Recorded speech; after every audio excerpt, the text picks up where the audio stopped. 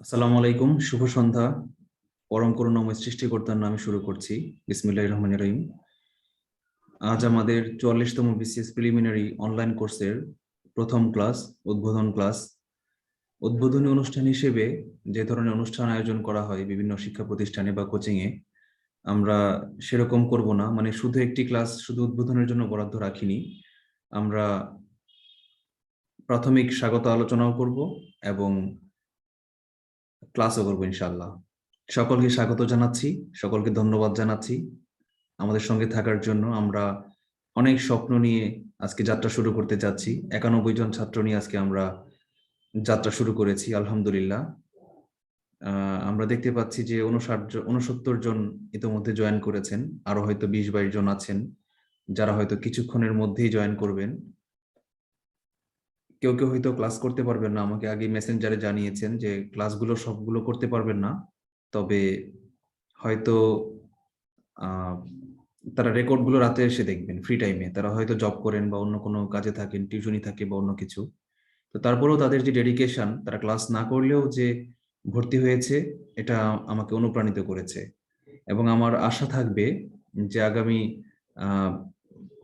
6টি মাস, 6টি মাসের চেয়ে একটু কম, প্রায় 6 মাস আমরা একসঙ্গে থাকবো ইনশাল্লাহ এবং ভালো কিছু করবো ইনশাল্লাহ। সবাই একসঙ্গে আমরা সফল হব ইনশাল্লাহ। আপনাদের অনুভূতি কেমন? সবাই ভালো আছেন? স্যার, আপনি ভালো আছেন? আলহামদুলিল্লাহ ভালো আছি। সামিন হাফিজ, আপনাকে দেখতে পাচ্ছি না। জি ভালো আছেন আপনি? স্যার, আমি অসুস্থ স্যার। আচ্ছা, ইটস ওকে। তাবাসসুম তিথি, আপনি কেমন আছেন? আলহামদুলিল্লাহ স্যার, আপনি কেমন আছেন? আলহামদুলিল্লাহ ভালো আছি। আরো অনেককেই দেখতে পাচ্ছি। রেজাউল, কেমন আছেন আপনি? জি স্যার, আলহামদুলিল্লাহ। আপনি ভালো আছেন স্যার? ভালো আছি। ফিদা রহমান, খুবই কেমন আছেন এক্সাইটেড আপনি? ফিল করতেছি স্যার। আচ্ছা, আছি। হ্যাঁ, ফিদা রহমান কেমন আছেন? ভালো আছেন? জি আলহামদুলিল্লাহ ভালো। আচ্ছা, বাহ, আপনাকে তো খুব কিউট লাগছে, খরগোশের মতো লাগছে। বলছো? থ্যাংক ইউ ভাইয়া। আচ্ছা, ফাইন, আমি ফান করলাম। আমার ছাত্ররা কিন্তু আমার অনেক প্রিয়। আমরা যে 43তম কোর্স করিয়েছি, আমরা সময় পেয়েছিলাম মাত্র 5 মাস। তো 5 মাসে ছাত্রদের সাথে এতটা আপন হয়েছি এবং আমাদের সমাপনী ক্লাসে ছাত্ররা কান্না পর্যন্ত করেছে যে স্যার এই কোর্সটা ছেড়ে চলে যাচ্ছি। খুব একটা মায়া পড়ে গেছে এবং সবার সঙ্গে সবার দেখবেন এত ভালো একটা বন্ধন তৈরি হয়ে যাবে যেটা আপনাদের সারা জীবন মনে থাকবে। বিসিএস পাস ফেল পরের কথা, কিন্তু একটা সময় আসবে যখন আপনারা এই কোর্সটাকে মিস করবেন। আর কাকে কাকে দেখতে পাচ্ছি? নুসরাত জাহানকে দেখতে পাচ্ছি, কেমন আছেন? আলহামদুলিল্লাহ ভাইয়া, আপনি কেমন আছেন? আলহামদুলিল্লাহ ভালো আছি। আসাদুজ্জামান, রাফায়েত রিফাত, কেমন আছেন আপনারা? সেলিম? আলহামদুলিল্লাহ স্যার, ভালো আছি। আপনি ভালো আছেন? আলহামদুলিল্লাহ ভালো আছি। রাফায়েত রিফাত, কেমন আছেন? আলহামদুলিল্লাহ স্যার, শেষ পর্যন্ত দেখা হয়ে গেল স্যার, ভালো লাগতেছে আপনাদের। দেখা হয়ে গেল, থ্যাংক ইউ। জাকির, কেমন আছেন আপনি? সেলিম? স্যার, কেমন আছেন স্যার? আলহামদুলিল্লাহ ভালো আছি। সেলিম, জাকির কেমন আছো?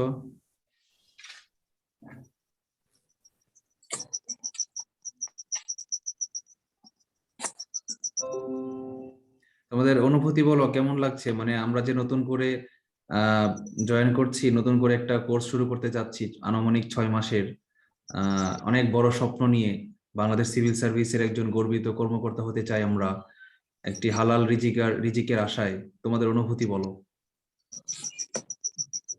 ভাই মনে হচ্ছে ক্যাডার হয়ে গেছি, এমন একটা ফিল হচ্ছে। আচ্ছা, তবে অন্তত এটা শিওর ফিদা না না, রহমান গুণীজনের সান্নিধ্যে থাকলে তো গুণী হব, সেই আশাটা তো থাকে। সেজন্যই খুব মনে হচ্ছে যে না, ক্যাডার হয়ে যাচ্ছি, খুব একটা বড় প্রিপারেশন নিয়ে বসছি। কি বলবো, বোঝানো সম্ভব না আসলে। সবচেয়ে মজার ব্যাপার হচ্ছে ফিদা রহমান 44তমতে ক্যাডার হতে পারবে না, কারণ সে 44তমতে অ্যাপ্লাই করতে পারবে না, সে এখনো 3rd ইয়ারে পড়ছে। আমি 47তম বা 46। হ্যাঁ, মিঠু। আর কি কেউ আছেন যারা এখনো অনার্স কমপ্লিট হয়নি, মানে 44 অ্যাপ্লাই করবেন না, অনার্সে পড়ছেন, ফিউচারের জন্য প্রস্তুতি নিচ্ছেন, এমন কি আরো কেউ আছেন? আমি আছি স্যার। তাবাসসুম তিথি, আর কি আমি আছি আছেন? স্যার। নামগুলো বলেন, না হলে বুঝবো না। তানিম। তানিম। আর কে আছেন? স্যার তাবাসসুম তিথি। তাবাসসুম তিথি। আর কে আছেন? আলামিন চাকলাদার। আমি তৃতীয় বর্ষে আছি, এখনো শেষ হয়নি। আচ্ছা, আলামিন, প্রতিম, নাজাত। আর কে আছেন? স্যার আমি আমি বললে বুঝবো না, নাম বলতে হবে, শুধু নামটা বলেন তাহলেই বুঝবো। আমি মুরাদ আছি। মুরাদ। আর স্যার রংপুর থেকে উদয় আছি। রংপুরের ও মনু, মুরাদ বগুড়ার বরগুনার মুরাদ। মনু কেমন আছো তুমি? জি আলহামদুলিল্লাহ স্যার মুই ভালো আছি। মুই এককালে বরিশাল চাকরি করছিলাম তো, কিন্তু বুঝছো? বরগুনা। মুই বরিশালের বাচ্চা, মুই বুঝি বরগুনা রেজাউল। হ্যাঁ, চিনতে জি পেরেছি। স্যার। সামিয়া ফিলা, ইলা আছে। হ্যাঁ, যারা মিউট করতে পারছেন না বা পারবেন না, কথা বলতে প্রবলেম, তারা মেসেজ দিলেও সমস্যা নেই, আমি দেখবো। আকাশী আক্তার জয়েন হচ্ছে না কেন, একটু কাইন্ডলি দেখবেন, আপনার মেসেঞ্জার একটু দেখেন। আকাশী আক্তার বলেছে জয়েন করতে পারছে না। একটু হেল্প করেন। আইডি পাসওয়ার্ড দেওয়া আছে। ওনার মতো জুম ইনস্টল করা নেই, এজন্য জয়েন করতে পারছেন না। জুম ইনস্টল করা থাকলে অবশ্যই জয়েন করতে পারার কথা।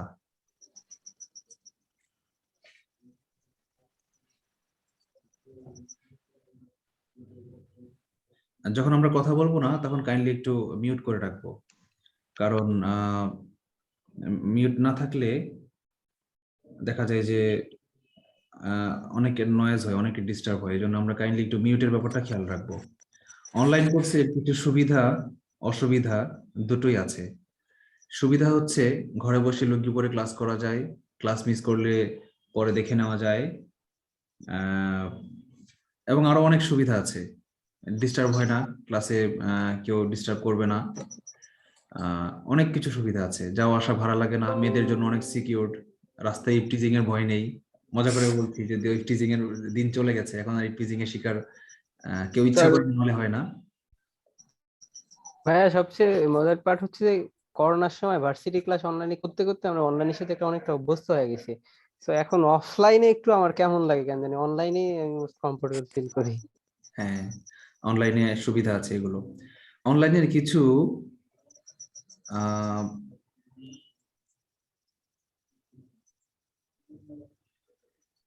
একজন বলেছেন লিভ মিটিং লেখা উঠেছে, লিভ মিটিং দিবেন না। লিভ মিটিং দিলে গট ইট করতে বলেন, গট ইট। হ্যাঁ, গট ইট করেন, তাহলেই থাকবেন। অনলাইনে একটা অসুবিধাও আছে, যে আনমিউট করার অসুবিধা, এটা একটা অসুবিধা, নয়েজ হয়।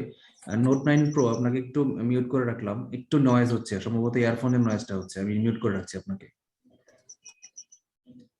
কথা বলার প্রয়োজন হলে আপনি আনমিউট করে কথা বলবেন, কোনো সমস্যা নেই। আমরা ক্লাসে চলে যাই। হ্যাঁ, অনেক কথা বলেছি। আচ্ছা, আরেকটা দুইটা কথা বলা আছে, যেটা বলছিলাম যে অনলাইন ক্লাসের কিছু অসুবিধাও আছে। অসুবিধা হচ্ছে যে এই ডিসকানেক্ট হয়ে যাওয়া, নেট ডিস্টার্ব করাটা। এছাড়া অনলাইন ক্লাসের কোনো অসুবিধাই নেই। স্ক্রিন শেয়ার করা যাচ্ছে, খুব সুন্দর স্ক্রিন শেয়ার করা যাচ্ছে। দেখা যায় পাওয়ার পয়েন্টের স্লাইড থেকে বা পিডিএফ থেকে ক্লাস নিতে গেলে দেখা যায় আমার বোর্ডে লিখে অনেক টাইম পাস হয়ে যায়, বিশেষ করে সাধারণ জ্ঞানের যে ক্লাসগুলো অনেক ইলাবোরেটিভ। তো একটি ক্লাসে আমি লিখে ডাটা দিতে গেলে 5 ঘন্টায় যে ডাটা দিতে পারবো, তা আমি 1-1.5 ঘন্টায় পারবো পিডিএফ দিয়ে যদি আমি দিই। যেটা অফলাইন ক্লাসে করতে গেলে আমার বাধ্যতামূলকভাবে একটা প্রজেক্টর লাগবে, অথবা একটা এলইডি স্মার্ট বোর্ড লাগবে, যেটা সব ক্লাসে অ্যাভেলেবল হয় না। কোচিং সেন্টারগুলোতে তো মোটেই না। অনেক আপার লেভেল ইউনিভার্সিটিগুলোতে প্রজেক্টর দিয়ে ক্লাস নেওয়া হয়। কিন্তু অনলাইনে ক্লাস করাতে গেলে আমার জাস্ট একটা ল্যাপটপ থাকলেই চলছে, আমার প্রজেক্টর লাগছে না। এরকম অনেকগুলো সুবিধা আছে। অসুবিধা হচ্ছে, একটি অসুবিধা ওই নয়েজের ইয়েটা। তবে নয়েজটা বেশি দিন থাকবে না, কারণ হচ্ছে এখন তো আপনারা প্রথম দিন, তো অনেকেই মিউট করাটা, আনমিউট করাটা, জয়েন করাটা, লিভ করাটা এগুলো বুঝতে পারছেন না। একটা দুইটা ক্লাস করবেন, দেখবেন যে সব একদম হাতের মুঠোয় চলে আসবেন। মেসেজ দিয়েছেন নুসরাত, থ্যাংক ইউ। শারমিন সালাম দিয়েছেন, ওয়ালাইকুম সালাম, থ্যাংক ইউ। সবাইকে স্বাগত জানাচ্ছি। দেখতে পাচ্ছি আমরা 73 জন অলরেডি জয়েন করেছি। তো আমি একটি ক্লাস শুরু করার আগে কিছু কথা বলবো, একদম বাইবেলের মতো মনে রাখবেন প্লিজ। এই কথাগুলো আপনাদেরকে অন্য ফ্যাকাল্টি মেম্বাররা বলবেন না, ওনারা এসে সরাসরি ক্লাসে ঢুকে যাবেন। কিন্তু আমি কোর্স ডিরেক্টর হিসেবে আমার কিছু দায়িত্ব আছে, আমি এই দায়িত্ববোধ থেকে কথাগুলো বলছি। আগেও বলেছি বহুবার, অনেকেই শেষ মুহূর্তে জয়েন করেছেন, আজকেও 4-5 জন 7 জন জয়েন করেছেন। তো এই কথাগুলো প্রতিদিন বলার সুযোগ হবে না, কিন্তু বাইবেলের মতো মনে রাখবেন। এবং আমি উদাহরণ দিব, গত কোর্সের উদাহরণ সহ বলবো। প্রথম রিকোয়েস্ট হচ্ছে, আজকে আপনারা যে পজিশনে আছেন, ধরে নিলাম সবাই 0। আপনাদের মধ্যে এই 90 জনের মধ্যে হয়তো 20 জন আছেন যারা 44তম দিচ্ছেন না বা দিবেন না, 70 জন আছেন যারা অ্যাপ্লাই করেছেন, দিবেন, দিচ্ছেন, ভাবছেন। এর মধ্যে কমপক্ষে 60 জন আছেন যারা একদম ডেডিকেটেড 44তমকে মরণপণ প্রতিজ্ঞা নিয়ে নেমেছেন। তো আজ থেকে ঠিক 5.5 মাস পর আপনাদের মধ্যে কেউ কেউ দেখবেন যে নিজের মধ্যে অনেক বড় একটা পরিবর্তন খুঁজে পাবেন। ভাববেন যে 2টা বিসিএস তো আগে দিয়েছি, কোচিংও করেছি, কিন্তু এত বড় পরিবর্তন লক্ষ্য করিনি। আজকে নিজের মধ্যে অনেক বড় একটা পরিবর্তন, সে আমি আজ আর আমি এই আমি নেই, আমি আজ এক নতুন আমি, অত্যন্ত আত্মবিশ্বাসী একজন আমি, যে একটা আত্মবিশ্বাস নিয়ে পরীক্ষা হলে যাচ্ছি। পাশ ফেল আল্লাহর হাতে, পাশ আপনাকে আমি করে দিতে পারবো না।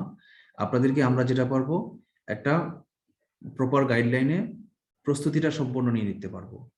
পরীক্ষার হলে এক্সিকিউট যদি আপনি ভালোভাবে করতে পারেন, আপনি পাশ করবেন ইনশাল্লাহ। আবার আপনাদের মধ্যে কেউ কেউ থাকবেন 5.5 মাস কিভাবে যে চলে গেল, কিভাবে যে চলে গেল, চোখের পলকে টেরই পেলাম না। বিশ্বাস করুন, আমি যে 43তম কোর্সটি করিয়েছি, গত জুলাই শুরু করেছিলাম, আমার কাছে মনে হচ্ছে এই তো সেদিন, কিভাবে শেষ হয়ে গেল 5টি মাস, আবার কিভাবে আজকে শুরু করে দিলাম। এই 5টি মাস যখন আপনি চাপে থাকবেন, দেখবেন চোখের পলকে চলে যাবে। এই 5 মাস পরে আপনাদের মধ্যে কেউ কেউ বলবেন, সে আমি আর এই আমি নেই, আজ আমি অনেক আত্মবিশ্বাসী আমি। আর আপনাদের মধ্যে কেউ আফসোস করবেন যে কোর্সটা করছিলাম, ভর্তিও হলাম অনেক স্বপ্ন নিয়ে, কিন্তু আলসেমি করলাম, এদিকে সেদিকে ডাইভার্ট হলাম, ডিমোটিভেট হলাম। এগুলো হলে কিন্তু আপনারা ফেল করবেন ঠিক আজকে। এবং আমি নিশ্চিত 100% কোনোদিনই আপনারা রেগুলার ক্লাস করবেন না, বা যে নির্দেশনাগুলো দিব সেই নির্দেশনাগুলো পালন করবেন না। কেউ না কেউ থাকবেনই যারা 5 মাস শেষে নিজেদেরকে হতাশার তালিকায় খুঁজে পাবেন, আমি নিশ্চিত। তো তাদের জন্য আমি আজকে থেকেই সাবধান করে দিচ্ছি, আজকে থেকেই রিমাইন্ডার দিয়ে রাখছি। আপনি যদি একটি রাস্তায় রওনা হয়েছেন, আপনি যদি জানেন যে এই রাস্তায় আমার বিপদ আছে, আগে থেকেই জানেন, আপনি সেই রাস্তায় পা দিবেন না, অর্ধেক পথে গিয়ে ফিরে আসবেন। আমি বলবো আপনাদেরকে সময় থাকতে ফিরে আসবেন। ফিরে আসাটা কেমন?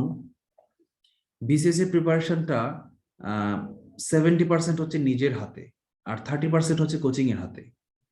কোচিং আপনাকে অনলি 30% দিতে পারে। পৃথিবীর সবচেয়ে ভালো যে কোচিং, আমাদের কোচিং না, ধরে নিলাম বাংলাদেশে অন্য একটা কোচিং আছে, ABCD কোচিং বা অনলাইন কোর্স, সে আপনাকে 30% দিতে পারবে গাইডলাইন, আর বাকি 70% টাইম আপনার বাসায় নিজে এক্সিকিউট করতে হবে। দৈনিক কমপক্ষে 4 ঘন্টা করে পড়তে হবে। এই 4 ঘন্টাটা কিন্তু ফিক্সড না, কারো কারোর জন্য 6 ঘন্টা। অনেকে বলেছেন, ভাই আমার মনেই থাকে না, কি করব, কোনোভাবেই মনে থাকে না, 3 গুণ পড়তে হয়। আপনি 3 গুণ পড়বেন, 12 ঘন্টা পড়বেন। আবার অনেকে আছেন অনেক ব্রিলিয়ান্ট, সত্যিকার অর্থে অনেক ব্রিলিয়ান্ট। আমার কোচিং এ চুয়েটের স্টুডেন্টও আছেন, মেডিকেলের স্টুডেন্ট আছেন, ঢাকা ইউনিভার্সিটি, বড় বড় ইউনিভার্সিটির স্টুডেন্ট আছেন, তারা অনেক ব্রিলিয়ান্ট। ইভেন আমার প্রাইভেট ইউনিভার্সিটির স্টুডেন্টরা, আমার ভার্সিটির স্টুডেন্টরা, তারাও কিন্তু অনেক ব্রিলিয়ান্ট। আমি গত বিসিএস এ ক্লাস করিয়েছি, দেখিয়েছি যে অস্টের স্টুডেন্টরা অনেক দিকে এগিয়ে থাকে, অনেক ক্লাসে তারা এগিয়ে থাকে। তো তাদের জন্য 4 ঘন্টা না পড়লেও চলবে, 3 ঘন্টা পড়লেও চলবে, 2 ঘন্টা পড়লেও চলবে, এমন পোলাপানও আছেন। কিন্তু আমি তো কাউকে কম পড়ার পরামর্শ দিব না, কারণ আপনি বলছেন আমি ব্রিলিয়ান্ট, আমার কম পড়লেই চলে। কিন্তু আপনি কি শিওর আপনি আজকে ফার্স্ট বিসিএসসি ক্যাডার হচ্ছেন অথবা অ্যাডমিন ক্যাডার হচ্ছেন? আপনি যদি সত্যিকার অর্থে ব্রিলিয়েন্ট থাকেন, তাহলে গা ছেড়ে না দিয়ে বরং আলহামদুলিল্লাহ বলেন, হ্যাঁ আমি সত্যিকার অর্থে ব্রিলিয়েন্ট, ভাইয়ারা যে পড়া দেয় সেটা পড়তে আমার 4 ঘন্টা 5 ঘন্টা লাগে না, আমি 2 ঘন্টায় শেষ করতে ফেলতে পারি। এটা আলহামদুলিল্লাহ বলেন।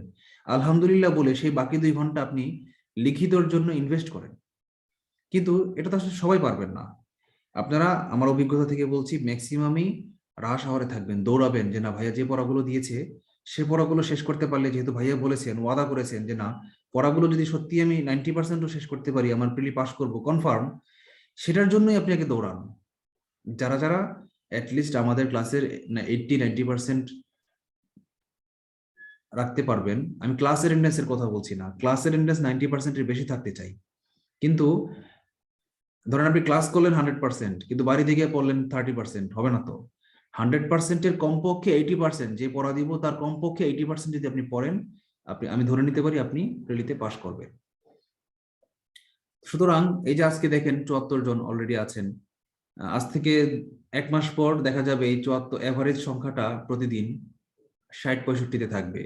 2 মাস পর সংখ্যাটা 50-52-তে থাকবে। শেষ মাসে সংখ্যাটা 30-35-40-এ থাকবে। তো এই যে যারা হাল ছেড়ে দিচ্ছেন তারাই কিন্তু নিজেদেরকে হতাশের তালিকায় দেখবেন। কারণ কেন হাল ছেড়ে দিবেন অগ্রিম আমি বলে দিচ্ছি। কারণ কি জানেন? কারণ আমি ওই যে বলেছিলাম না, গতকালকে একটা লাইভ করেছিলাম যে মানুষের ধৈর্য আসলে অনেক কম। 6 মাস, এই তো 6 মাস তো ব্যাপার না, আমার 6 মাস তো মানুষ জেল খাটে, এরকম প্রতিজ্ঞা নিয়ে আজকে শুরু করছেন। কিন্তু শুরু করেন, দেখেন 6 মাস কিভাবে, 6 মাস যেতে আপনার মনে হবে সময় যাচ্ছেই না। 1 মাস 2 মাস পরে আপনার কাছে এমন অনেকের মধ্যেই এমন একটা ফিলিংস হবে। হ্যাঁ, আকাশী আক্তার, আপনি ফেসবুক লাইভেও দেখেন, যেহেতু জয়েন করতে পারেননি আপনার জন্য আলাদা ব্যবস্থা নিব ক্লাসের পরে, আপনি আজকে আপাতত ফেসবুক লাইভ থেকে দেখেন। এমনও হতে পারে যে 2 মাস পরে আপনি হতাশ হয়ে যাচ্ছেন। আপনি জানেন ভাইয়া বলেছিল ক্লাসগুলো করলে আমি পারবো, আপনি পারছেনও, 50% বা 60% আপনি পড়া প্রতিদিন পড়তে পারছেন, তারপরেও কেন যেন হতাশ হয়ে যাচ্ছেন, ধৈর্য হচ্ছে না। কেন ধৈর্য হচ্ছে না? কি মনে হচ্ছে জানেন? আপনার মনে হচ্ছে যে প্রতিদিন এই 2 ঘন্টা করে ক্লাস, কি হবে এই ক্লাস করলে কি পাশ করতে পারবো না পারবো? পারবেন কি না পারবেন একটু পরে আমি দেখাবো। আজকে যখন ক্লাস শুরু করব, আজকে আমরা গণিতের ক্লাস দিয়ে শুরু করব, লসাগু গসাগুর ক্লাস করাবো। 43তম বিসিএস এর যে অঙ্কটি এসেছে সেটি আমি স্ক্রিনশট দিব। আপনাদের মধ্যে কতজন পারেন? আমার ধারণা 73 জনের মধ্যে হাইয়েস্ট 10-12 জন পারবেন এসএসসি প্রস্তুতি থেকে। এটা এসএসসি লেভেলেও ছিল। আপনারা তো সবাই এসএসসি গণিতে পাশ করে এসেছেন, তারপরেও এতজন পারবেন না, কারণটা কি? আর ক্লাসটা শেষ হওয়ার পরে কতজন পারেন সেটা আমি দেব। কমপক্ষে 74 জনের মধ্যে কমপক্ষে 64 জন পারবেন। তার মানে কি? আপনাদের চেঞ্জ হচ্ছে। আপনি দুর্বল না, আপনি অজ্ঞান না, আপনার ব্রেন আছে। শুধু দায়িত্বটা কি জানেন? ধৈর্য ধরে রাখার। আপনি ধৈর্য ধরে রাখেন, আমি আশা করবো এই যে 74 জন গড় উপস্থিতি, এটা যেন সর্বশেষ মাস পর্যন্ত থাকে। বাকি 20 জন তারা অনলাইনে রেকর্ড দেখে নিবে, রিয়েল টাইম ক্লাস করবেন, আগেই বলেছে। বাকি 74 জন আপনারা যেন শেষ দিনটা পর্যন্ত লেগে থাকেন, এই প্রত্যাশা আমি আগে করব। আমার স্বাগত বক্তব্য এখানেই শেষ। আমরা ক্লাসে যাব। ক্লাসে যাওয়ার আগে আপনাদের কোনো অনুভূতি বা কোনো প্রশ্ন থাকলে সেটা বলেন। স্যার ভাই, মাঝে আমার মাঝে একটা মনে হয় যে question মোটিভেশনাল ক্লাস বা মাঝে মাঝে এদেরকে ইন্সপায়ার করলে হয়তো এই ঝরে পড়াটা হয় কিছুটা রোধ হবে। ইনশাআল্লাহ করবো। Result, thank you. আর বিসিএস টা হচ্ছে স্যার যতটা না সময় বা মেধার পরীক্ষা, তার চেয়ে বড় হচ্ছে ধৈর্যের পরীক্ষা। বিশেষ করে 38 হচ্ছে তার জ্বলন্ত উদাহরণ। এক্স্যাক্টলি। ধন্যবাদ, যৌক্তিক বলেছেন। ভাই, আমি কিছু তোরা বলবো কি? বলেন। তোরা জি। আমার যে প্রবলেমটা আছে, আমি জানি না আর কারোর এই প্রবলেমটা আছে কিনা, আমিও কিছু মুখস্থ করতে পারি না। মানে যে কোনো কিছু আমি একবার বুঝে গেলে ওইটা লাইফ টাইমের জন্য থাকে মাথায়, কিন্তু আমি মুখস্থ করে কিছু লিখতে পারি না। ওইটার জন্য কি করা যায়? আর গণিতে আমি তো এমনিতেই কাঁচা। এসএসসি সময়ে ভাবছিলাম যে শেষ, লাইফে আর দরকার নাই তারে, এখন আবার সে আসছে। আচ্ছা, আপনাকে একটা প্রশ্ন করি। বাংলাদেশের এই বাংলা জনপদের প্রথম প্রাচীন জনপদ ছিল পুন্ড্র। জি। আপনাকে আমি এখন প্রশ্ন করছি, বাংলাদেশের প্রথম প্রাচীন জনপদ কি ছিল? উত্তর দেন। পুন্ড্র। কিভাবে মনে থাকলো? ওই যে আমি মুখস্থ করতে পারি না ভাইয়া, কিন্তু এগুলো এটাই আমার তো কেন মুখস্থ জানি করতে হবে, এর এগুলো বেশি আমার কিছু মাঝে মুখস্থ মাঝে করতে হবে মনে না। থাকে। আপনাকে 5 ফ্রেজের 5 বাক্যাংশের একটা বড় বাক্য মুখস্থ করতে হবে না। লিখিত পরীক্ষা অনেক দেরি আছে, আপনাকে প্রিলি পাস করেন। আপনাকে একটা একটা করে তথ্য, একটি একটি করে লাইন মুখস্থ করতে হবে। একটি লাইন যদি মুখস্থ করতে পারেন তাহলে তো আপনি পারবেন।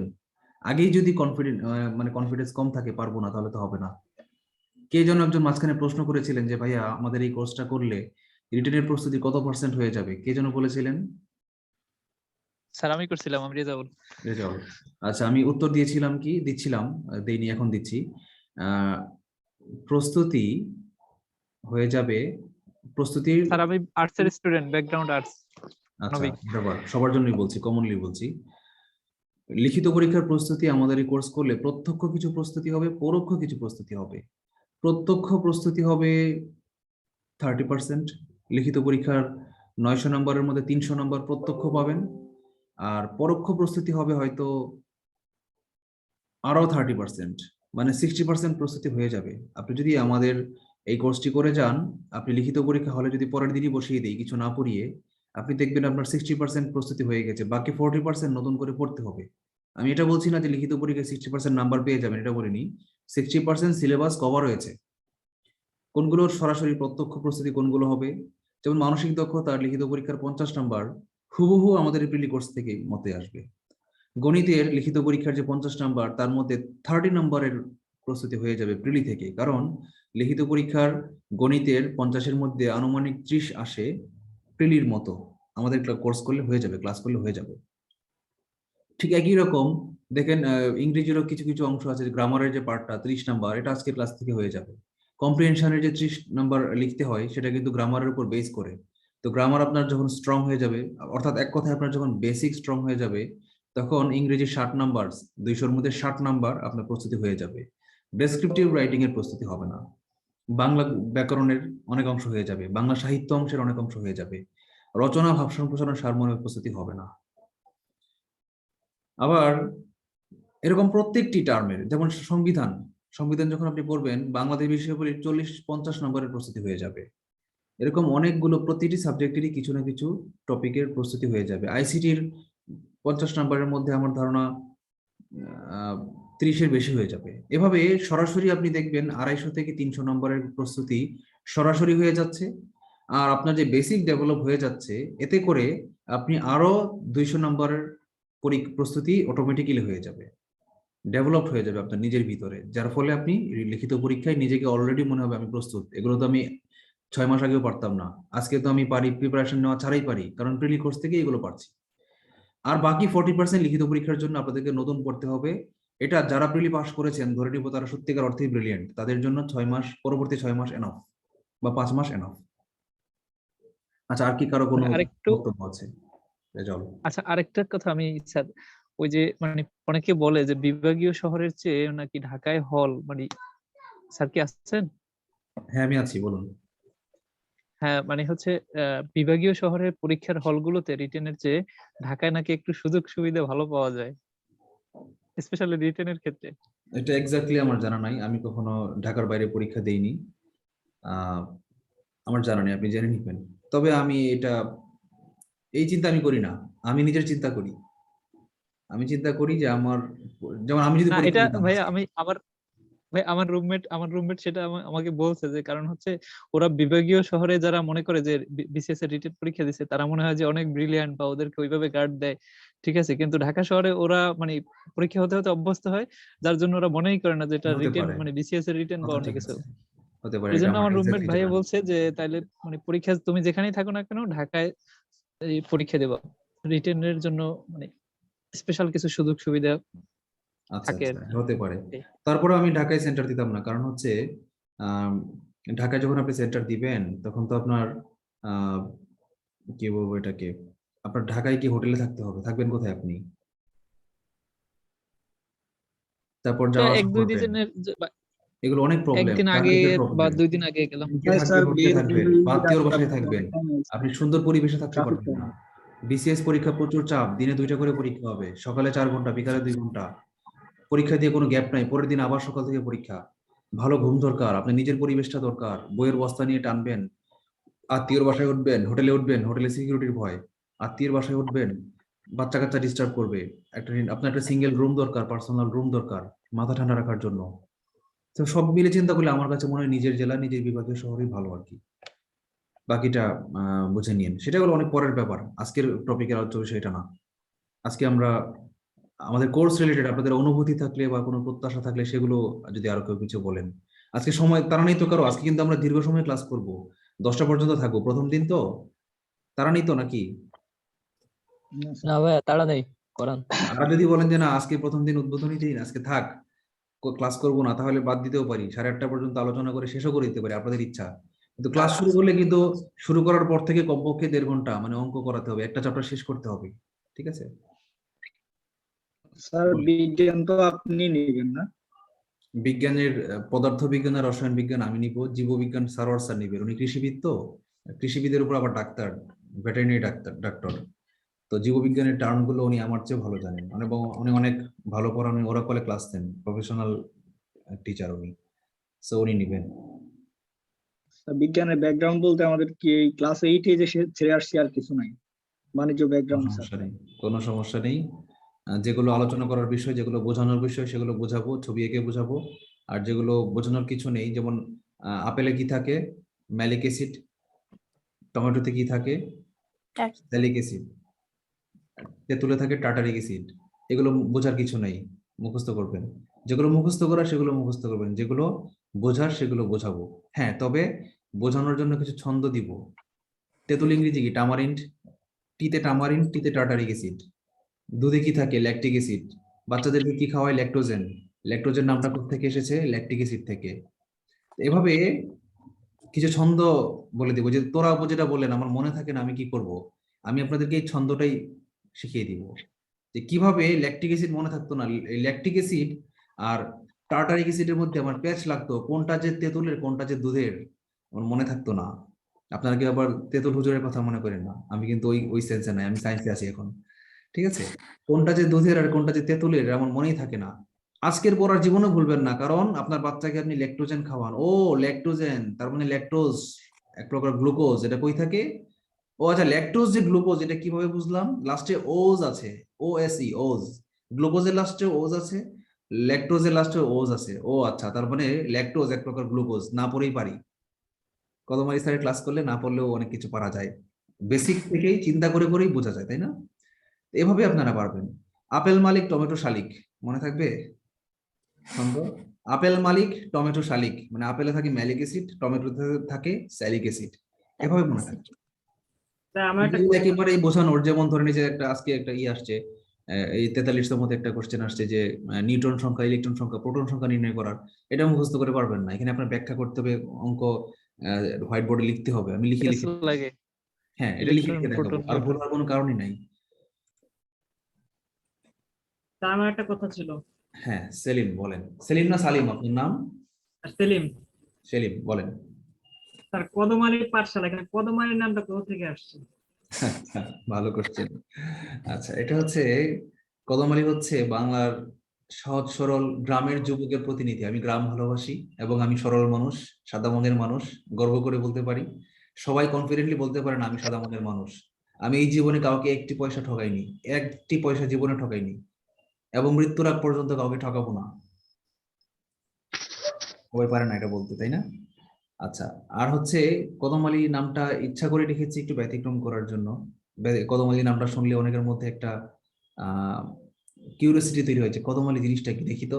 আর যখনই সে একবার আমার চেহারা দেখে, সে কিন্তু আমার প্রেমে পড়ে যায়, ছেলে হোক মেয়ে হোক নির্বিশেষে। ঠিক আছে, মানে আমার প্রেমে না, আমার লেকচারের প্রেমে, আমার ক্লাসের প্রেমে। আমার ক্লাস যে একবার পড়েছে, সে না বুঝে যেতে পারেনি, বুঝেছে, তাকে বুঝতেই হবে। আরেকটা কারণ আছে, সেটা হচ্ছে ফুলের শুভেচ্ছা।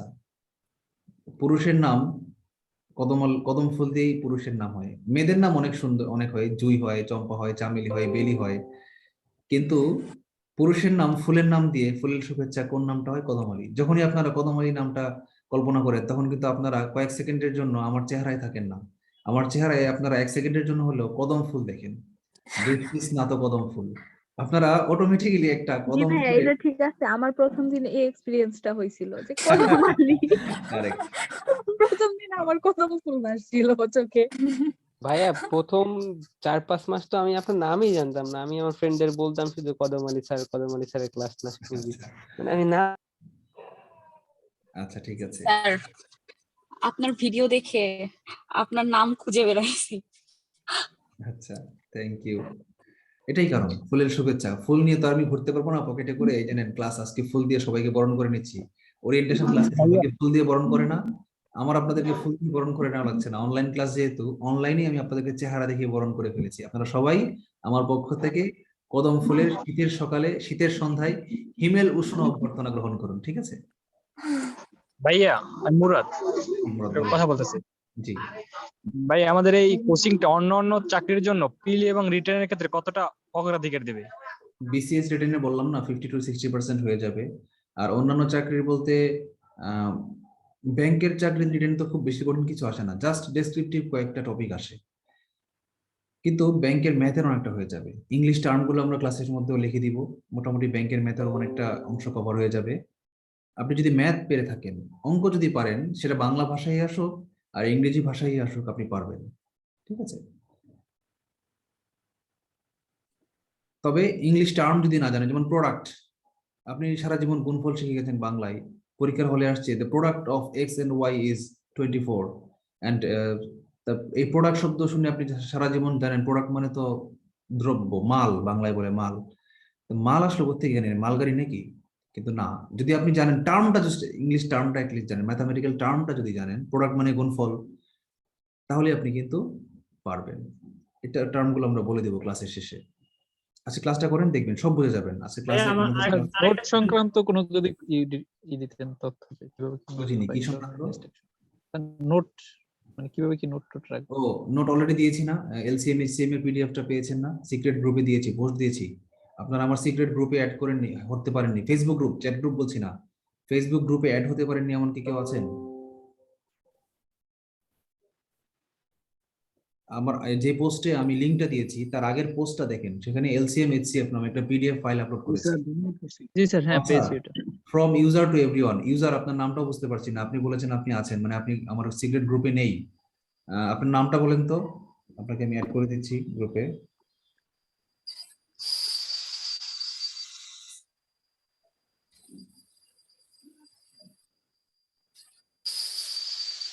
একটা মেম্বার রিকোয়েস্ট দেখতে পাচ্ছি, রাফিউল হক। রাফিউল হককে আমি অ্যাপ্রুভ করলাম এইমাত্র। আর কোনো রিকোয়েস্ট নেই, সবাই দেখতে পাবেন। এটা আপনারা ডাউনলোড করে নিন, প্রয়োজনে যারা ওভার সিরিয়াস তারা প্রিন্ট করেও নিতে পারেন। সুপর্ণা রয় ও সৌভিক, সৌভিক আপনি ইয়ে করেন, অ্যাড দেন মেসেঞ্জার গ্রুপে, আমার ক্লাসের লিংক দিয়েছি, সেখানে অ্যাড দেন। অ্যাড দিলে আপনি জয়েন হতে পারবেন। এই মেসেঞ্জার গ্রুপে এইমাত্র আবার দিলাম আমি, গ্রুপে জয়েন স্যার করবেন। ক্লাস রুটিন কি প্রতি উইকে দিবেন? না, ক্লাস রুটিন আমি এই সপ্তাহটা দিতে পারছি না, কারণ আমাদের তো আসলে প্রস্তুতি ছিল না। আমাদের প্ল্যান ছিল 1 মাস আমরা শুধু আপনাদেরকে হালকা হালকা পড়া দিব, ম্যাথের কিছু বেসিক ক্লাস দেখাবো, ক্লাস 6, 7, 8 লেভেলের, ইংলিশেরও কিছু সিনোনিম অ্যান্টোনিম পড়া দিব, একদম মানে বেসিক সেন্টেন্স মেকিং এর জন্য যা লাগে, যেমন tense, voice, right form of verb, subject verb agreement, এগুলো দেখাবো। 1 মাস শুধু আপনাদেরকে বারবার প্র্যাকটিস করাবো ইংলিশ আর ম্যাথ, এটা আমাদের প্ল্যান ছিল। কারণ আমাদের প্ল্যান ছিল, ইয়ে ছিল, আমাদের অ্যান্টিসিপেশন ছিল যে ক্লাসটা শুরু হবে, পরীক্ষাটা হবে পিরিয়ডটা জুনের 15 তারিখের পরে, কারণ যেহেতু এখনো সার্কুলার দেয়নি। কিন্তু গতকালকে যখন সার্কুলার দিয়ে দিল এবং দেখলাম গতানুগতিক বারের চেয়ে এবার টাইম কম দিয়েছে, যার ফলে আমাদের মধ্যে একটা ইন্টেনশন কাজ করছে যে না, ক্লাসটা একটু তাড়াতাড়ি শেষ করতে হবে, ক্লাসটা একটু আর্লি শেষ করতে হবে। লিজা আক্তার, আপনাকে স্বাগতম। লিজার লিখেছেন, মেসেজ দিয়েছেন, জ্বালায় আছি, সামনে ফাইনাল পরীক্ষা, তবু কদম আলী স্যারের ক্লাস না করে পারি না। লিজার সাথে আমার দীর্ঘ সময় কথা হয়েছে, সে খুব হতাশায় আছে। ওর হচ্ছে 29 তারিখ থেকে পরীক্ষা, জাতীয় বিশ্ববিদ্যালয়ে পড়ে, তো তো বলছে ভাইয়া কি করবো, সাজেশন দেন। আমি ভাই বললাম আমার পরীক্ষা চলতেছে ভাই, 6 তারিখ পরীক্ষা আছে। চলছে, যাবে অস্ট্রেলিয়া। আমার 29 তারিখ থেকে ভাইয়া। হ্যাঁ, অনেকেরই, ন্যাশনাল ইউনিভার্সিটির অনেকেরই, সবারই 29 তারিখ থেকে পরীক্ষা। তো সে বলেছিল ঠিক আছে ভাই, আমি ক্লাস করবো না প্রথম 2 মাস, আগে পরীক্ষাটা পাস করি, পরে আপনার ক্লাসে আমি join করব। পরীক্ষা আমাদের জন্য একটু কিছু বলেন, আমরা কিভাবে ক্লাসগুলো করবো আর কি পরীক্ষার সময়। এটা আসলে খুব কঠিন কঠিন প্রশ্ন। আপনি কতটুকু ম্যানেজ করতে পারবেন, আপনি কতটা লোড নিতে পারবেন আমি জানি না। আমি হলে ক্লাস করেই ফেলতাম। আমি হলে কি করতাম বলি, আমি হলে ক্লাস করতাম না, জাস্ট। আচ্ছা ঠিক আছে, সামিয়া হক, সমস্যা নেই, আপনি উপস্থিত থাকতে হবে না, আপনাকে ধন্যবাদ, আপনি স্টার্টিংটা ছিলেন, স্বাগত ভাষণটা অ্যাটলিস্ট পেয়েছেন, আপনাকে ধন্যবাদ। আপনি লিভ নেন, আপনি পরীক্ষার জন্য পড়েন, কালকে পরীক্ষা যেহেতু আপনার ফাইনাল পরীক্ষা। আমি হলে কি করতাম, পরীক্ষার আগের দিন রাতে যে ক্লাসটা হতো না, সেই ক্লাসটা আমি করতাম না, আর সপ্তাহের বাকি যে 2-3টা ক্লাস হতো সেগুলো আমি ক্লাসগুলো করে রাখতাম, নোটটা ডাউনলোড করে কম্পিউটার একটা ফোল্ডারে সেভ করে রাখতাম। প্রিয়াঙ্কা বিশ্বাস, নয়েজ হচ্ছে আপনার। ক্লাসটা আমি সেভ করে রাখতাম, ভিডিও তো সেভ থাকবেই, গ্রুপেই থাকবে, ভিডিও সেভ করার দরকার নেই। পরে 1 মাস পরে যখন পরীক্ষাটা হয়ে যেত, তখন আমি পিছনের ক্লাসগুলো টেনে টেনে একটা একটা করে আমি ক্লাসগুলো দেখে নিতাম, এটা আমি করতাম। কিন্তু আপনি এটা পারবেন কিনা, কারণ অলরেডি আপনার পরীক্ষার একটা ফাইনাল একটা টেনশন, পড়ালেখার চাপ, এর মাঝখানে আরেকটা পড়া ঢুকালে আপনার ওই পড়াটা কতটুকু অ্যাভারেশন হয় তার উপর ডিপেন্ড করবে আপনি কতটা প্রেশার নিতে পারেন। কিন্তু ফেল যেন না করেন, মানে আপনার ফাইনাল পরীক্ষা যেন ফেল না করেন। ফাইনাল পরীক্ষা গেলে আপনার আমও যাবে, ছাড়াও যাবে। সুতরাং আমি বলবো যে প্রয়োজনে আমার ক্লাস মিস দেন, কোনো সমস্যা নেই। ফাইনাল পরীক্ষার পরে আপনি ক্লাসগুলো করেন। আর এই ক্লাসগুলো আমাদের তো সপ্তাহে 5 দিন করে ক্লাস হবে, সপ্তাহে 2 দিন ফ্রি না। তো জানুয়ারিতে যদি আপনার পরীক্ষা শেষ হয়, ফেব্রুয়ারি থেকে আপনি মিস হওয়া ক্লাসগুলো গ্যাপে গ্যাপে দেখে নেবেন, দেখে দেখে করে নেবেন। আর আমি তো আছি 24 আওয়ার সাপোর্টের জন্য, আমাদের মেসেঞ্জার গ্রুপ তো আছেই। ক্লাস করে যেটা বুঝবেন না সেটা মেসেঞ্জার গ্রুপে ছবি দিবেন, আমরা করে দিব। আমাকে ইনবক্সে দিবেন, আমি সলভ করে দিব। ঠিক আছে? ভাই একটা প্রশ্ন ছিল। জি বলেন। তো ভাই আপনি বলছিলেন যে যাদের সময় কম তারা আসলে ডাইজেস্ট ফলো করতেছে স্পেসিফিক কিছু সাবজেক্টে। সো আমরা কি স্যার মানে এখন ডাইজেস্ট ফলো করা কি বেটার হবে নাকি জানাচ্ছি? ডাইজেস্ট অ্যাকচুয়ালি যেহেতু যেহেতু আমাদের সময় কম, সময় কম, আবার একেবারে কম না, 6 মাস। ডাইজেস্ট কোন সাবজেক্টের জন্য কাজ হয় বলেন ওই যে তো? ভাইয়া যে ম্যাথ, ডা- ব্যাকরণ, গ্রামার, মেন্টাল এবিলিটি, না না আইসিটি। না ভাইয়া, ওই যে আমি যদি আমার পার্সোনালি কথা বলি, আমার ইংলিশ, ম্যাথ মোটামুটি পারি, সো জেনারেল নলেজ, বাংলাও পারি, কিন্তু বাকি সাবজেক্ট গুলো আই হ্যাভ জিরো নলেজ। বিষয়টা এমন। তার মানে আমাদের ডাইজেস্টে কাজ হয় একমাত্র ডেসক্রিপটিভ সাবজেক্টগুলোতে, যেমন বাংলাদেশ বিষয়গুলি, আন্তর্জাতিক বিষয়গুলি, ভূগোল। এই 70 নম্বরের জন্য আপনি ডাইজেস্টের উপর ডিপেন্ড করতে পারেন, কিন্তু বাকি 130 নম্বরের জন্য পুরোপুরি ডাইজেস্টের উপর ডিপেন্ড করলে আপনি পাস করতে পারবেন না। আপনি ডাইজেস্ট নিয়েও দেখেন তো, 43তম আগে যে ডাইজেস্টটা বের হয়েছে সেটা আপনি নিয়ে পরীক্ষা হলে মিলান তো, 200টার মধ্যে 107টা কমন পড়ে কিনা। আমার বিশ্বাস পড়বে না। ম্যাথ একটাও হুবহু কমন পাবেন না, ইংলিশ গ্রামার একটাও হুবহু পাবেন না, বাংলা ব্যাকরণ একটাও হুবহু পাবেন না, আইসিটি পাবেন অর্ধেক পাবেন, অর্ধেক পাবেন না। ঠিক আছে? তো ডেসক্রিপটিভ গুলো আমরা তো লেকচার শিট দিব, আমরা কমিয়ে দিব। আমরা কিন্তু ডাইজেস্ট কে বেসিস ধরে পড়াবো না, আমরা ধরাবো মেইন গাইড কে বেসিস ধরে পড়াবো। এর মধ্যে আমরা যেটা করব যে কমিয়ে কমিয়ে দিব, দাগিয়ে দিব, এইটুকু পড়েন, এইটুকু বাদ, এইটুকু এমফাসাইজ দিয়ে পড়েন, এইটুকু হালকা ভাবে পড়েন, এইটুকু একেবারে পড়ারই দরকার নাই, বাড়তি দিয়েছে। ফলে আপনি যখন শর্ট আউট করবেন, আমরা যখন দাগিয়ে দাগিয়ে কমিয়ে দিব বড় বইটাকে, তখন দেখবেন মোট পড়ার পরিমাণ ডাইজেস্টের মতোই হয়ে যাবে। তাহলে পার্থক্য কি? প্রশ্ন করতেই পারেন যে বড় হয়তো একটা চ্যাপ্টারে ছিল 20 পৃষ্ঠা, আপনি এটাকে ছোট করে 8 বা 9 পৃষ্ঠায় এনেছেন, ডাইজেস্টেও তো 7-8 পৃষ্ঠাই আছে, তাহলে আপনার ক্লাসটা করার দরকার কি ছিল, বা আপনার দাগানোটা নেওয়ার কি দরকার ছিল? ডাইজেস্ট থেকে হুবহু মুখস্থ করে নিতাম। অ্যাকচুয়ালি আন্তর্জাতিক বিষয়গুলি বা বাংলাদেশের জন্য ম্যাক্সিমাম চ্যাপ্টারের জন্য আসলে ক্লাস করা খুব আবশ্যক না। গণিত, ইংলিশ, ব্যাকরণ, মেন্টাল এবিলিটি এগুলো যতটা দরকার, সাধারণ জ্ঞানের জন্য আসলে ক্লাস করা খুব দরকার না। আমিও কোচিং এ ভর্তি হয়েছিলাম, আমি একটা ক্লাসও করিনি, 1-2 দিন ক্লাস করেছি, পরে দেখেছি যে এই ক্লাস করার কি মানে আছে? 2 ঘন্টা যে ক্লাস করলাম, মুখস্থ হলো না তো। তার চেয়ে যদি আমাকে যেই শীট গুলো দিচ্ছে তারা, বা যেই বই থেকে আমরা পড়ছি, বই থেকে যদি ঝাড়া মুখস্থ করতাম, তাহলে কিন্তু আমার যথেষ্ট আমি এগিয়ে যেতাম। কারণ বাংলাদেশ বিষয় তো বোঝার কিছু নাই, আপনাকে বলে দিচ্ছে এইটুকু পড়তে হবে, এটা যদি আমি আপনাকে দাগিয়ে দিতে পারি তাহলে সেটুকুই যথেষ্ট। তারপর আমরা ক্লাস নিব, ক্লাস তো হবেই। পার্থক্যটা কি? কেন ডাইজেস্ট থেকে না পড়ে আমাদের ক্লাস থেকে পড়বেন? কারণ হচ্ছে ডাইজেস্টে যে 7 পৃষ্ঠা আছে সেখানে কিছু বাড়তি জিনিস আছে। 7 পৃষ্ঠায় যদি 7000 বাক্য থাকে, তাহলে দেখবেন 1 থেকে 2000 বাক্য ওয়েস্টেজ, অপ্রয়োজনীয়, যেটা আপনি বুঝতে পারছেন না, আমি বুঝতে পারছি, আমি সেগুলো বাদ দিয়ে দিচ্ছি। আর বাকি 5000 প্রশ্ন আপনি কাজের কাজ করেছেন। আর আমি মেন বই থেকে 20,000 থেকে 13,000 বাদ দিয়ে 7,000 দিয়েছি, সেই 7,000-এর 7,000ই ইম্পর্টেন্ট। এই হচ্ছে আমার মেন বই দাগানো থেকে পড়া, ডাইজেস্ট পড়ার মধ্যে পার্থক্য। বুঝতে পেরেছেন কেন ডাইজেস্ট পড়তে না করছি? তারপর ডাইজেস্ট কিনেন, স্যার তারপর ডাইজেস্ট একটু কালেকশন কথা বলি। রাখতেই হবে। বলেন। মেন বই বলতে কি, মানে একাডেমিক মেন বইগুলো কি তাহলে নিজের না না না, কালেকশন রাখতে একাডেমিক হবে? মেন বই বলতে আমি প্রিলিমিনারি মেন গাইড বলছি। আমরা এখনো গাইড সিলেক্ট করিনি। যেমন ম্যাথের আইসিটির জন্য আমরা সিলেক্ট করেছি আলালস কম্পিউটার আওয়ার, তারপর ইংলিশের জন্য আমরা সিলেক্ট করেছি ইংলিশ ফর স্যার আলাস কম্পিটিটিভ। কম্পিউটার এটা মানে সর্বশেষ এডিশন? হ্যাঁ, সর্বশেষ এডিশন। জাস্ট এই আগের এডিশনটা হলেও চলবে, এডিশনের খুব পার্থক্য নেই। হয়তো হয়তো ওই 43 প্রিলির কোশ্চেনটা জাস্ট অ্যাড করে দিবে, এছাড়া খুব বেশি পার্থক্য নেই।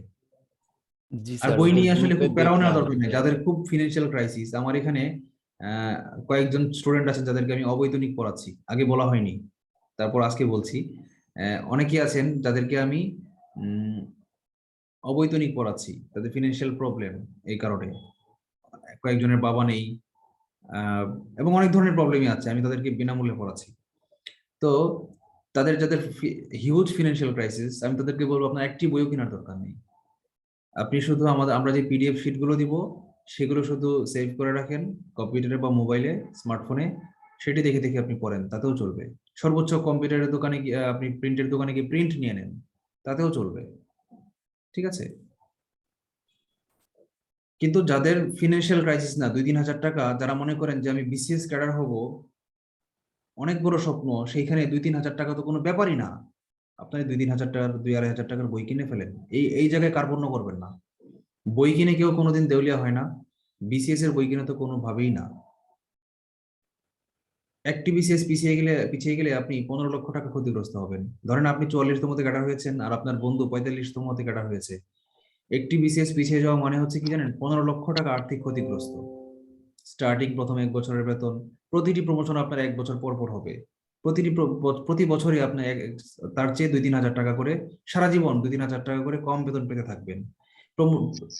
যখন পিআরএল এ যাবেন, রিটায়ারমেন্টে যাবেন, তখন আরো 2 লাখ টাকা তার চেয়ে কম পাবেন।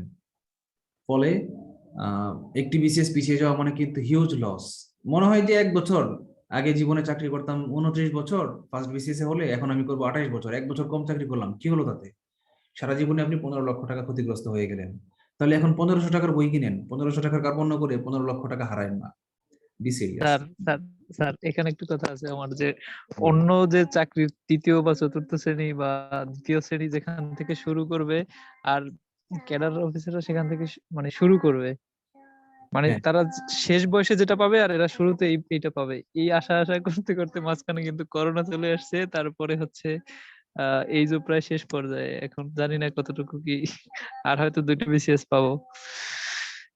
এটা নিয়ে আফসোস করার কিছু নাই ভাই। আমরা মনে করি যে, যেমন আমার স্বপ্ন ছিল আর্মি অফিসার হওয়ার। আমি একদিন একজন রিটায়ার্ড মেজর, ফিমেল, তার নামটা ভুলে গেছি, তার একটা সেমিনারে উনি বলেছেন, ইউথ এন্টারপ্রেনারশিপ একটা ইয়েতে ছিলেন, তিনি মেজর হওয়ার পর চাকরি ছেড়ে দিয়ে তিনি একটা ওই সিকিউরিটি গার্ডের কোম্পানি দিয়ে বসেছেন। এখন আজকে কিন্তু তিনি একজন ইন্টারন্যাশনাল লেভেলের সেলিব্রিটি, তার দুবাই অফিস আছে, সারা বিশ্বে তিনি সিকিউরিটি দিয়ে, যেমন G4S আছে না সিকিউরিটি, এরকম সিকিউরিটি সার্ভিস দেন। তো একজন আর্মি অফিসার শুনতে অনেক বিরাট কিছু মনে, আসলে কি কিছু? খুব বেশি কিছু না। একজন বিসিএস অফিসার শুনলে মনে হয় মারাত্মক কিছু, আসলে কিছুই না। একজন সচিব, আপনি বাংলাদেশের কয়জন সচিবের নাম বলেন তো?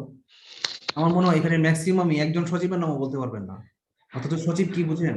সচিবের পিএস থাকে ডিসি র্যাঙ্কের, উপসচিব র্যাঙ্কের। তাহলে বুঝেন সচিব পদটা কত বড়। কিন্তু এমন অনেক আছেন যারা একজন সচিবের নাম এই মুহূর্তে বলতে পারবেন না। বাংলাদেশের মন্ত্রী পরিষদ সচিবের নাম অর্ধেক পোলাপানি বলতে পারবেন না, আমি শিওর। তো আসলে একজন বিসিএস কর্মচারী বিরাট কিছু না, এটা আমরা মনে করি বিরাট কিছু।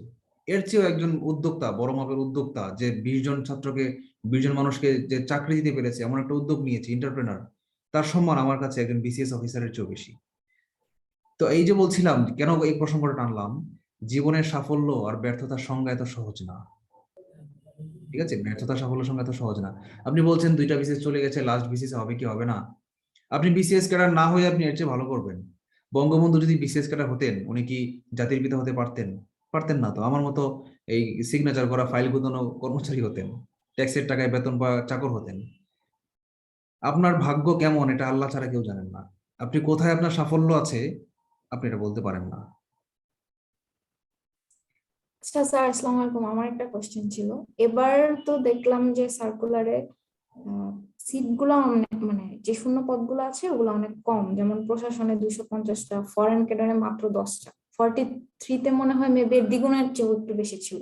দ্বিগুণের চেয়ে বেশি ছিল না, প্রায় দ্বিগুণ ছিল। হ্যাঁ হ্যাঁ, প্রায় 25টা তো 50টা। তো আমার কোশ্চেনটা হচ্ছে যে এখানে যেমন 250, 10 যেরকম দেখতেছি, এখানে কি মুক্তিযোদ্ধা কোঠা বা এরকম আদার্স কিছু কারণে সিট কমে যাবে? মানে কোনো কোঠা আছে? কমে যাবে না, সিট বাড়বে। কোটা নেই তো এখন, কোটা তো বাদ দিয়ে দিয়েছে। ও মানে কোনো ধরনের কোঠাই নাই এখন? না, কোঠা না, উচ্চারণ হচ্ছে কোটা, QUOTA, কোটা, নট কোঠা। রুম, কক্ষ, কোঠা, এই কোঠা না, কোটা, QUOTA। কোটা অর্থ হচ্ছে সংরক্ষিত কিছু নির্দিষ্ট আসন। এবার সবচেয়ে বেশি হতাশ হয়েছি পুলিশ অনলি 50টা, এটা দেখে এটা আমি সবসময় কম 100টা। দেখেছি, অর্ধেক, 100-র কম তো কোনোবারই নেয় না। পুলিশের এটা আমি জন্য। যতগুলা দেখছি এরকম, এবার কিন্তু খুব কম। এতে হতাশার কিছু নাই, কেন বলেন তো? কারণ যদি 400 জন, যদি পুলিশ অ্যাডমিন ফরেন মিলে 500 জন নিত, তাহলে যদি লাগতো রিটেন এবং ভাইবা মিলে 750 নাম্বার, আর এবার নিচ্ছে 350, এবার লাগবে কত, 10 বা 15 নাম্বার বেশি। কারণ ফরেন অ্যাডমিন, পুলিশ, এই 3টা ক্যাডারে যারা সবচেয়ে বেশি নাম্বার লাগে, যারা ক্যাডার হয় তাদের সর্বশেষ 10-15 নাম্বারের মধ্যে 100-150 জন থাকে। সুতরাং আপনার যদি যোগ্যতা থাকে, আপনাকে আটকে রাখতে পারবে না, সিট সংখ্যা কম, এটা আটকে রাখতে পারবে না। 43তমতে ধরেন আপনার টার্গেট হচ্ছে পুলিশ ক্যাডার হওয়া, 43তমতে যদি আপনি 750 পাওয়া লাগতো, এবার আপনার 760 পাওয়া লাগবে লিখিত পরীক্ষায়। খুব বেশি পার্থক্য না কিন্তু, ঠিক আছে? সমীকরণ অনেকভাবে মিলাতে হয়, কিন্তু সমীকরণের কাছে থাকলে হবে না।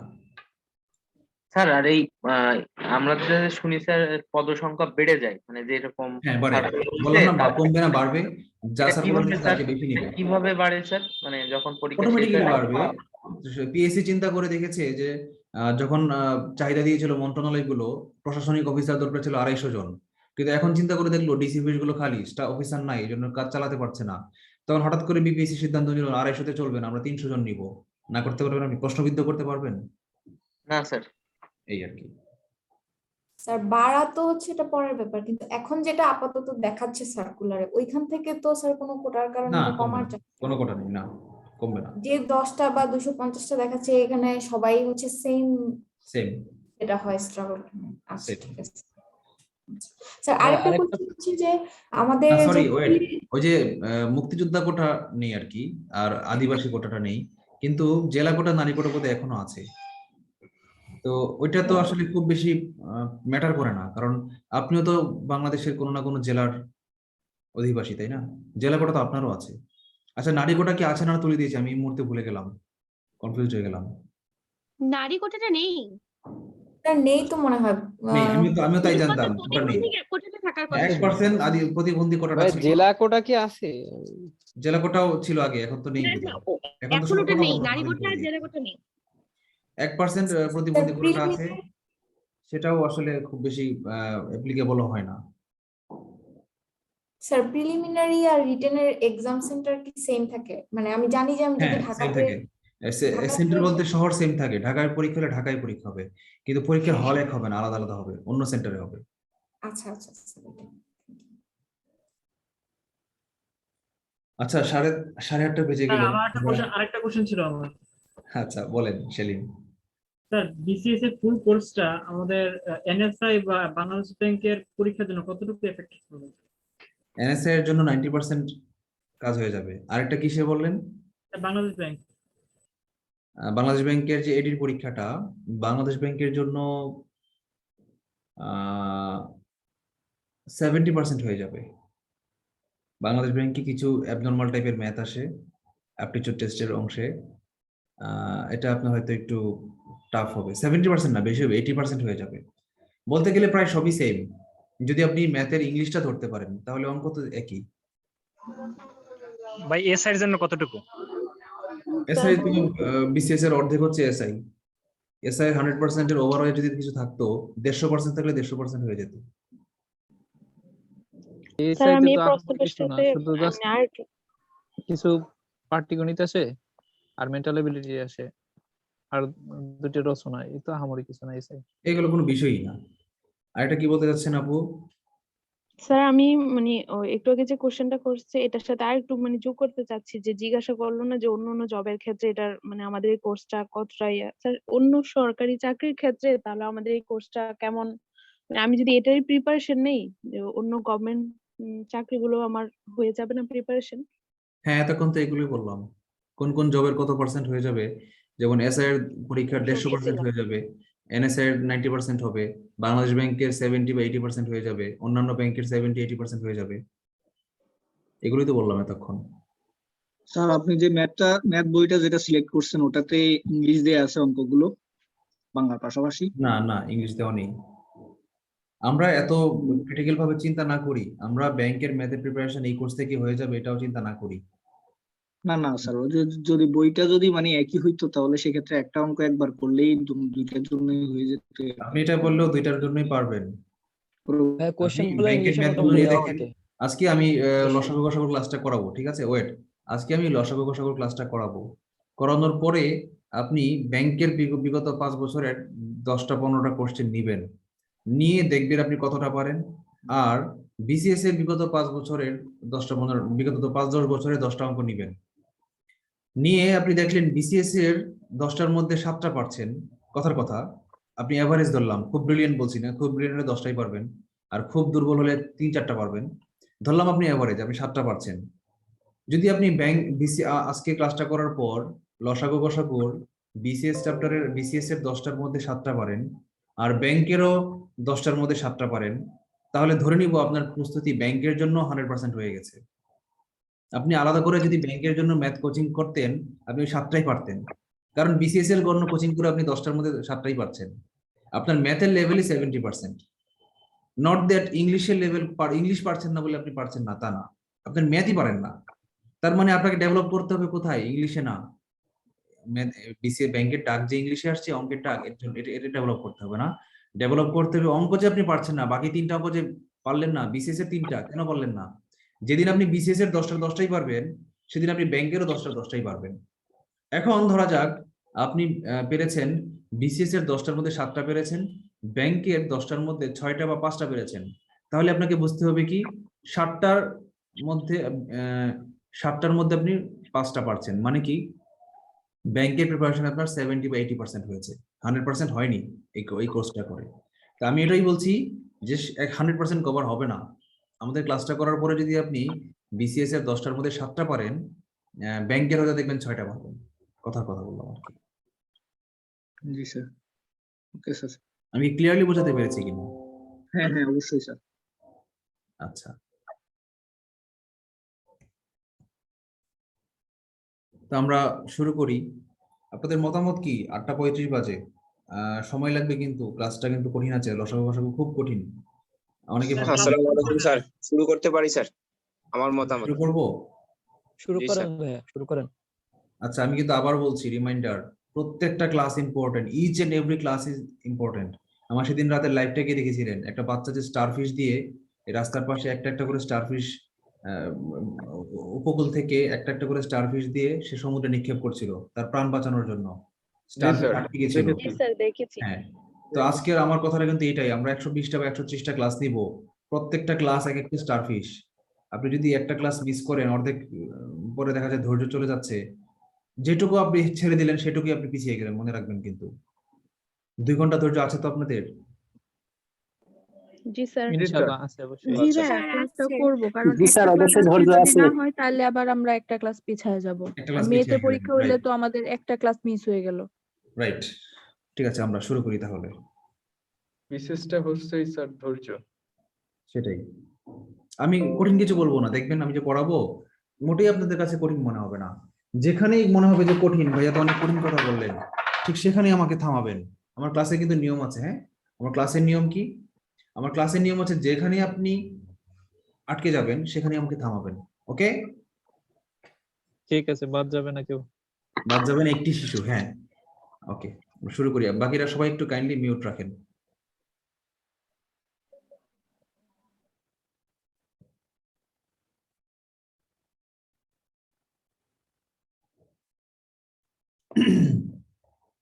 আমাদের অন্যান্য লেকচারাররা আজকে ব্যস্ত। আমাদের কথা ছিল জানুয়ারির 1 তারিখ আমাদের ওরিয়েন্টেশন ক্লাস হবে, সব লেকচারাররা থাকবেন।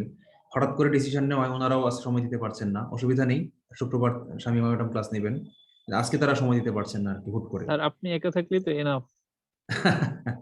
আচ্ছা, ঠিক আছে, ওকে।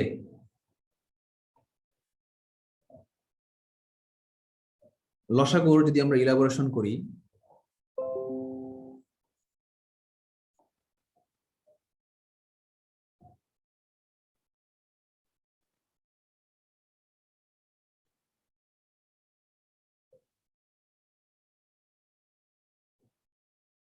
আমার কলমটা আগ ছেড়ে দিচ্ছে, একটু 1 মিনিট অপেক্ষা করেন, আমি কলমটা চেঞ্জ করে আনছি।